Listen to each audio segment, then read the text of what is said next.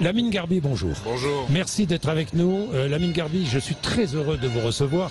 D'abord parce qu'on se connaît depuis quand même maintenant un certain temps. Et ensuite parce que vous êtes une personnalité importante localement et nationalement, puisque vous êtes le président de la Fédération hospitalière privée. C'est ça. C'est cela? Alors, la Fédération hospitalière privée, expliquez-nous. C'est 1000 cliniques, 9 millions de patients pris en charge chaque année. On maille le territoire avec des établissements de proximité, comme à Ganges, des établissements dans des grandes métropoles. Voilà, on est sur tout le territoire en médecine, chirurgie, obstétrique, soins de rééducation et psychiatrie, bien sûr. Donc voilà, on est fiers de faire ce métier. L'hospitation privée, les cliniques privées que je représente, on est un acteur majeur. Également 150 000 salariés, 50 000 médecins libéraux qui tous les jours travaillent pour le bien collectif. Bien, et Lamine Garbi, votre groupe est propriétaire de la clinique de Ganges et de la maternité qui est pour l'instant suspendue. Alors je vais donner la parole à Olivier qui connaît parfaitement le sujet. Olivier, quelle est la situation aujourd'hui? Lamine Garbi va nous dire ce qui pourrait se passer. Oui, on joue peut-être avec les mots, et même si la situation ne prête pas au jeu, certains parlent de fermeture, d'autres de suspension. Le maire nous a dit que c'était suspendu parce qu'on était à la recherche de médecins, d'équipes. Est-ce que vous pouvez nous confirmer ces informations? Quelle est la réalité de la situation? La réalité, c'est que l'activité d'obstétrique est suspendue faute de gynécologues obstétriciens. Il y en avait 3, 2 sont partis à la retraite. Et puis les anesthésistes également qui devaient prendre en charge les parturientes se sont mis en retrait. Donc ce qui fait que nous n'avons ni gynécologue ni anesthésiste. Donc nous devons monter une nouvelle équipe et cette nouvelle équipe verra le jour avec un projet de délocalisation sur Ganges, de reconstruction d'une nouvelle clinique. Et je pense qu'il faut bien sûr s'attacher à la suspension de la maternité, mais aussi regarder le service que porte la clinique avec un service d'urgence qui accueille plus de 20 000 patients. 20 000 patients, c'est toute la population qui est prise en charge. Une antenne SMUR, c'est une des seules antennes SMUR privées en France. Et les activités de médecine, de chirurgie, plus de 50% des concitoyens de Ganges viennent se faire opérer à la clinique. Donc bien sûr que la suspension de la maternité est un drame local. Ça crée de l'émoi, vous le comprenez? De l'émoi, sauf que c'était tout de même 250 bébés par an qui étaient mis au monde à la maternité. Et aujourd'hui, on parle d'un seuil de 1000 accouchements. 1000 accouchements, 1000. Nous étions à 250. Donc c'est vrai qu'il n'y a pas l'activité peut-être nécessaire aujourd'hui pour attirer des médecins de qualité à forte compétence. Mais Lamine Garbi, suspendu donc, mais suspendu combien de temps? Suspendu, ça ne veut pas dire fermé. Non. On est bien d'accord. Nous avons toujours l'autorisation et nous avons gardé les sages-femmes pour le temps que l'on puisse monter une équipe, bâtir un centre périnatal de proximité. On espère. Ça fait 1 an qu'on cherche. Oui. Donc c'est compliqué de donner un délai, c'est compliqué de donner, je dirais, une lisibilité. Donc en attendant, on a monté un centre périnatal de proximité où vous avez une consultation de gynécologue tous les jours, une sage-femme qui est là toutes les semaines, chaque jour de semaine, pardon, pour pouvoir prendre en charge les patientes. Et notamment, ce qui angoisse les jeunes, et je les comprends, ce sont les IVG. Donc nous pouvons continuer à pratiquer des IVG et nous pouvons également préparer les mamans à un accouchement sur Montpellier pour l'instant. J'espère que ce pour l'instant ne sera pas durable. Voilà. Vous vous engagez à ne pas la fermer? Oui. Vous vous engagez aujourd'hui? Oui. Sur l'antenne de Sud Radio à ne pas la fermer? Oui, elle n'est pas fermée, elle est suspendue. Bien, elle ne fermera pas donc. Non, elle est que les suspendue. choses soient claires. C'est très clair. Lamine Garbi, vous savez, vous me connaissez, je suis direct. Je sais que vous ne lâchez jamais. Je ne lâche jamais. Oui. Donc, tant mieux, c'est une bonne nouvelle. Donc c'est une nouvelle quand même, que vous ne fermerez pas la maternité, parce que jusqu'alors, on n'a pas tout à fait entendu ça sur ce territoire. Vous savez que entre ce qui se passe dans nos réunions, et je tiens à saluer, je dirais, la présence de notre directeur général de la RSI DGAF, qui depuis qu'il est arrivé, est sur le terrain et nous accompagne. C'est vrai qu'il va débloquer une aide pour la reconstruction d'établissements, une aide de plus de 10 millions d'euros. Donc ça, c'est un fait important pour permettre d'avoir un établissement neuf de plus de 15 000 m² sur la commune. À quel endroit vous avez choisi le lieu? Oui, je n'ai même pas choisi le lieu, j'ai acheté les terrains. Vous avez acheté les terrains? Oui, je suis propriétaire des terrains. C'est à l'entrée de Ganges, route de Nîmes. J'ai acheté les terrains il y a 3 ans. Donc certains me suspectent de ne pas vouloir engager ce déménagement, ce qui est une folie parce que j'ai acheté les terrains. Donc oui, nous allons déménager. Bon, vous allez reconstruire. Et reconstruire avec quel sera le futur établissement? Il sera en service quand? Au mieux.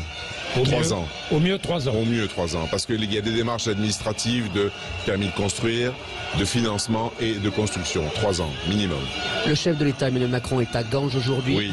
Il vous aurait passé un coup de fil ou pas ces dernières semaines pour vous dire, Lamine Garbi, regardez un peu ce dossier à Ganges quand même. Bonne question. Est-ce qu'il vous a appelé? Je pense que malheureusement, il a d'autres soucis que la maternité que l'on traite, si vous voulez. Les services de l'État traitent. Donc je pense qu'il est sécurisé sur le bon fonctionnement de ces services. Alors, une autre question, est-ce que l'entourage, le président était attentif à la situation de Ganges et de la maternité? Oui, j'ai eu des échanges avec son cabinet, avec l'Élysée, avec Matignon, bien sûr. C'est remonté au plus haut sommet de l'État. Alors qu'il y a d'autres maternités sur le territoire qui sont suspendues ou qui ferment, mais c'est peut-être ma personnalité aussi qui fait que j'attire l'œil. C'est vrai que la représentation nationale que je porte a quelquefois des revers sur mon activité professionnelle. Bien, mais Lamine Garbi, vous allez le rencontrer, le croiser, le président de la République? Ce n'est pas prévu parce que c'est un déplacement sur l'éducation. Ce n'est pas sur la santé, donc il n'est pas prévu que j'ai un temps d'échange avec lui, mais j'aurai d'autres occasions, j'en suis certain, de le rencontrer, ou du moins son cabinet. Parlez-nous de l'hospitalisation privée plus largement. Oui. Élargissons le débat. Pendant le Covid, le privé a travaillé main dans la main avec le public, avec les hôpitaux publics. Et puis depuis, les liens se sont distendus. C'est vrai ou faux? Nous avons perdu l'esprit Covid. L'esprit Covid qui était celui de l'entraide, de la complémentarité. Aujourd'hui, on reprend nos travers, c'est-à-dire qu'il y a d'un côté le monde hospitalier public avec ses difficultés, ses tensions de recrutement de personnel, et puis il y a nous.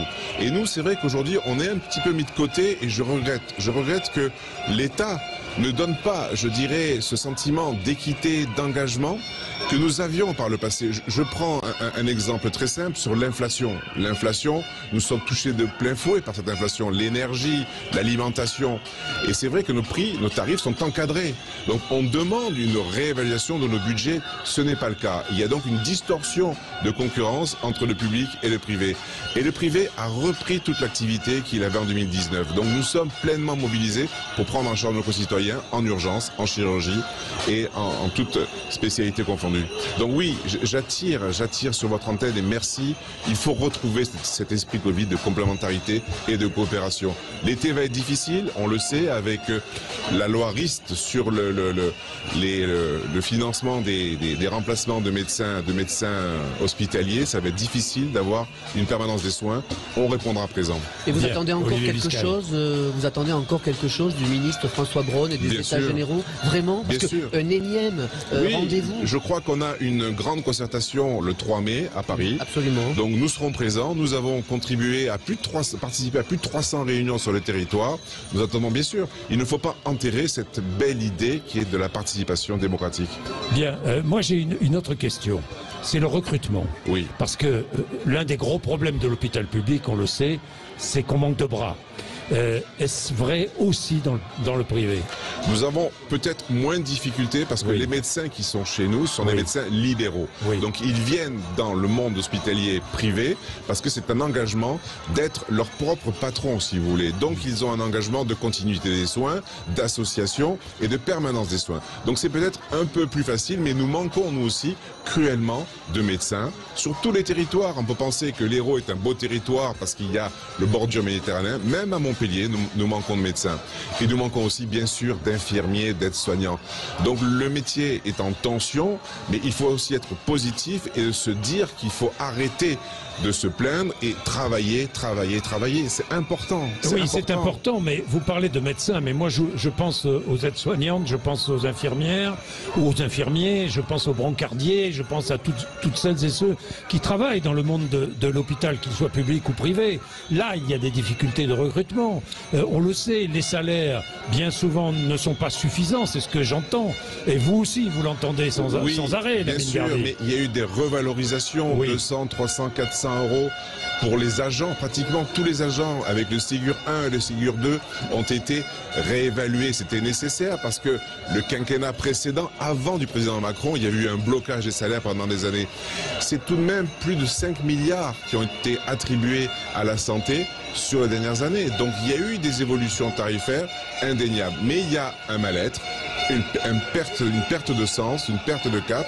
Et c'est vrai qu'on doit nous retrouver ce chemin de donner donner l'envie à nos collaborateurs de s'investir. Le télétravail n'est pas possible pour nous, donc il y a une notion, si vous voulez, d'inégalité entre les salariés, ceux qui travaillent dans le monde hospitalier, et les autres. La semaine de 4 jours n'est pas possible chez nous, ou du moins c'est compliqué. On doit être là 7 jours sur 7, 24 heures sur 24.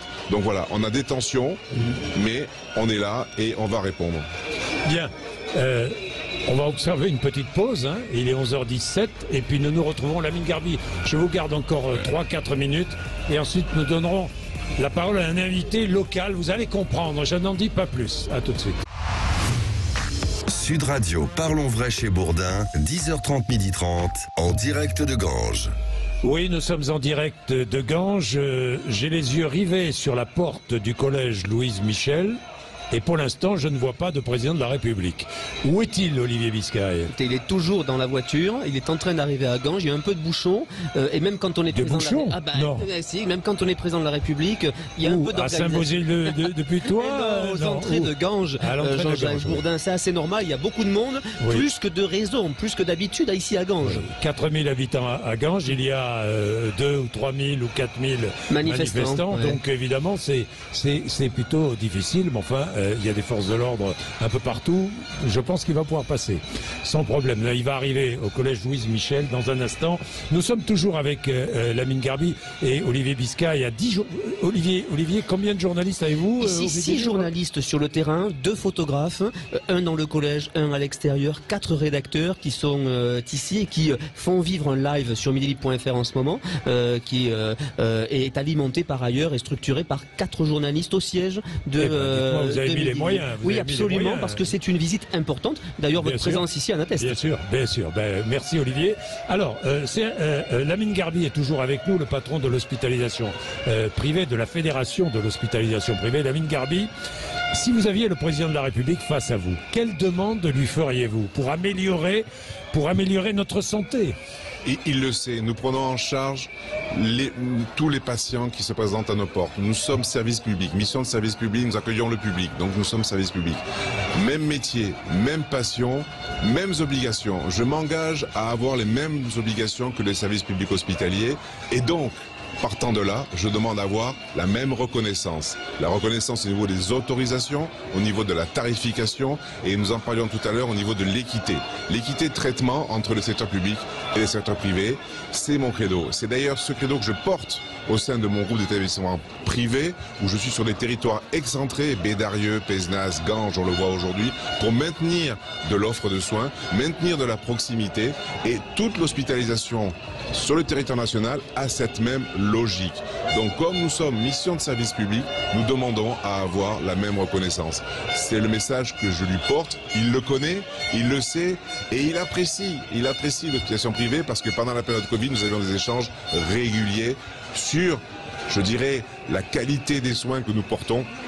L'hôpital public, bien évidemment, a la même qualité, mais c'est vrai que nous sommes un petit peu, aujourd'hui, retournés dans des guerres de tranchées avec les services publics, guerres que je ne souhaite absolument pas. Bien, merci beaucoup, Lamine Garbi. Merci d'être... Oui, ça pique, les gaz lacrymogènes. Il y a les gaz qui arrivent. Oui, les gaz qui piquent un peu. Bon, c'est comme ça, c'est le direct, ça. Merci beaucoup, Lamine Garbi. Merci, d'être Jean-Jacques. venu nous voir.